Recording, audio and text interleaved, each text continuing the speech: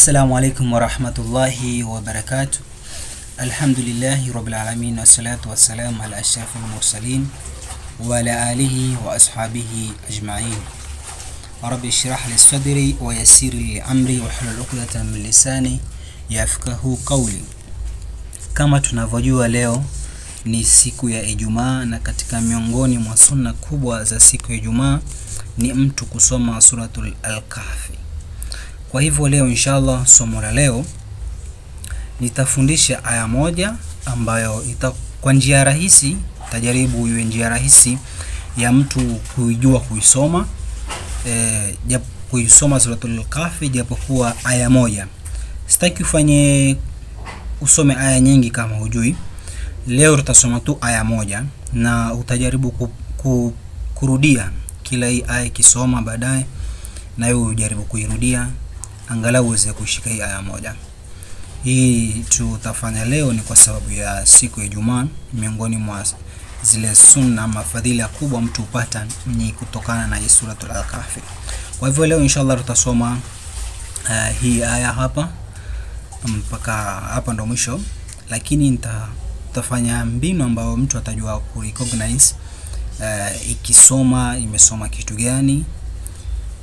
Kama hapa alhamdulillahi, naona sio iende hivyo polepole mpaka aya malizike. Kama mara 3, mara 4, mara 5, pengine pia itakuwa njia rahisi ya wewe kuhifadhi aya kama hii.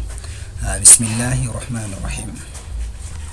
Alhamdulillahi alladhi أنزل على عبده الكتاب ولم يجعل له عوجا الحمد لله الذي أنزل على عبده الكتاب ولم يجعل له عوجا الحمد لله الذي أنزل على عبده الكتاب ولم يجعل له عوجا الحمد لله الذي أنزل على عبده الكتاب ولم يجعل له عوجا.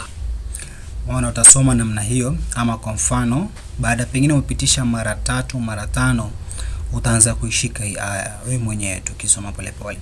Kwa mfano alhamdulillahi alladhi anzala ala abdihi alkitaba wa lam yaj'al lahu 'iwaja alhamdulillahi alladhi anzala ala abdihi alkitaba wa lam yaj'al lahu 'iwaja.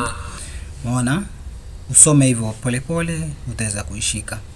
Mara nyingine alhamdulillahi alladhi anzala ala abdihi alkitaba wa lam yaj'al lahu 'iwaja alhamdulillahi alladhi anzala ala abdihi alkitaba wa lam yaj'al lahu 'iwaja. Kwa leo inshallah utakuwa umesoma aya moja ya suratul Kahfi. Jaribu uishike hii aya, hata usifanye kuongeza aya zingine. Kwanza jaribu kushika hii aya namna kuisoma. Wa hadha, assalamu alaykum wa rahmatullahi wa barakatuh wa billahi tawfik. Rabbi zidna ilma warzuqna fahma.